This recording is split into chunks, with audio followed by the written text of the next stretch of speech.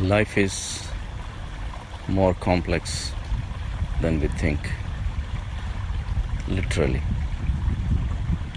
because there is a world beyond thoughts, which are controlled by our vrittis and vasanas, which nobody sees.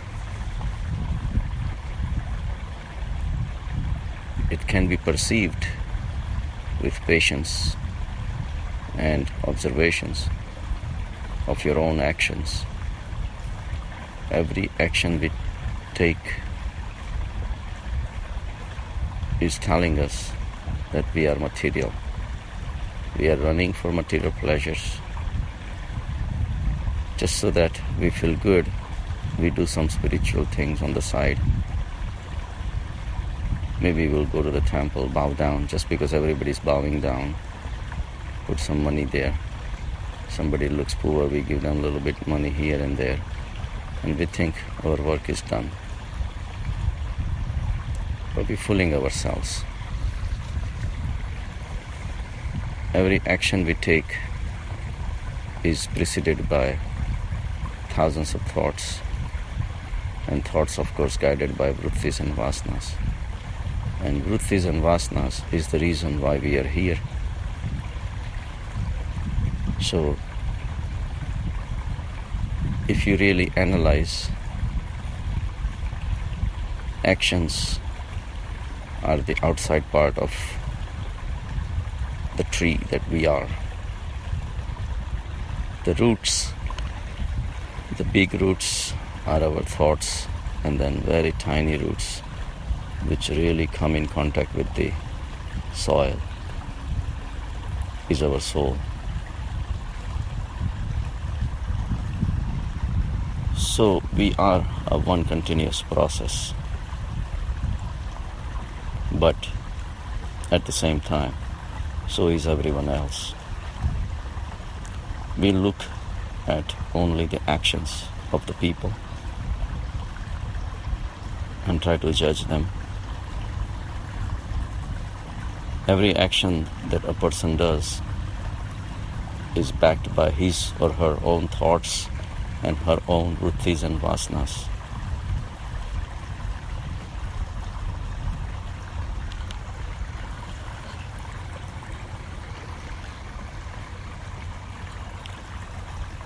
So every event that takes place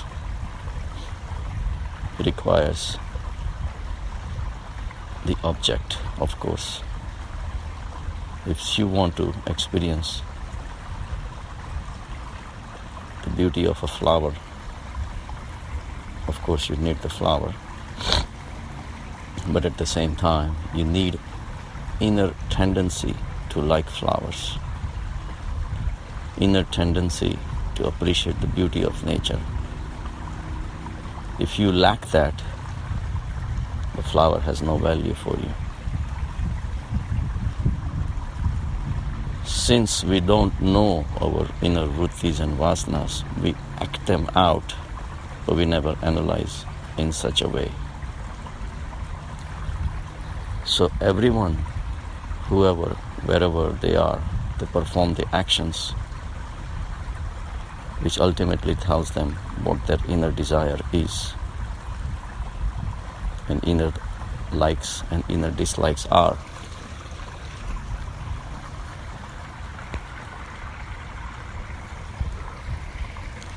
Similarly, when we judge someone, we characterize them into good, bad. And similarly, life situations also happen, and we give them labels of good, bad, sukh, dukh, happiness, unhappiness. But again, these labels also have a deeper meaning. It depends what our makeup is, what we are made out of.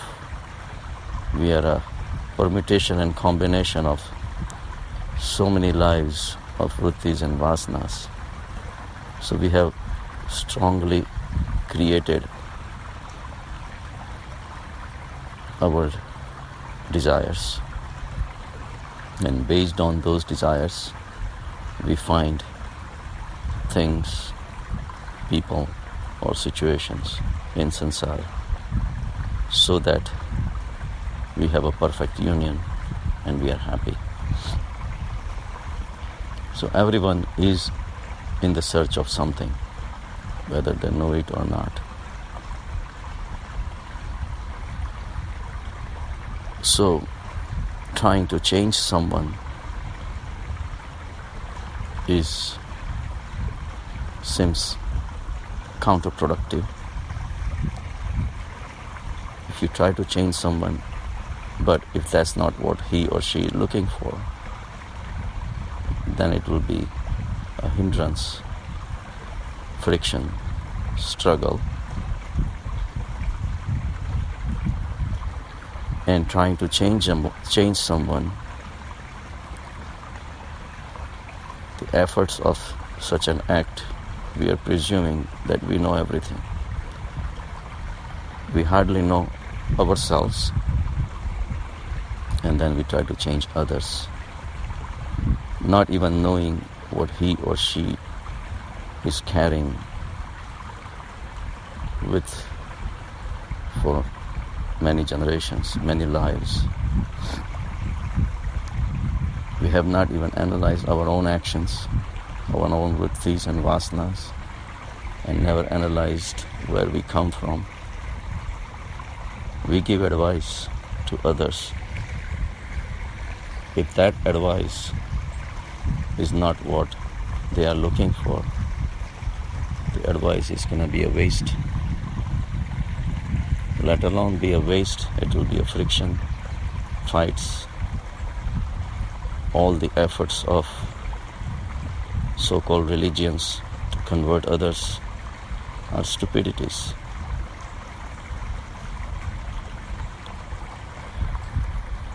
Similarly, in day-to-day life, we give advice to our friends, you should do this, you should do this, not even knowing what his inner makeup is.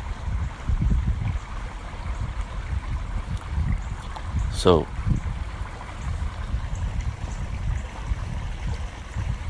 at the same time, when we give labels to the outside situations, good, bad, pleasant,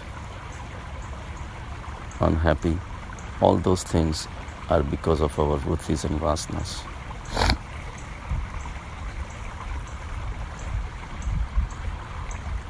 When we realize this, that this is something we've been doing for many lives, and every time we choose a situation based on good, bad, sukh, dukh, we're creating deeper channels, and we are confirming our own deeper likes and dislikes and going according to that.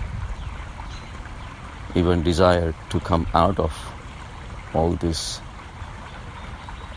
coming and going of samsara is also an inner desire built into our psyche based on our previous explorations in that field. So when a spiritual exposure comes in, if you have that inner desire for coming out of this samsara, then you will grab it. If you don't, you don't.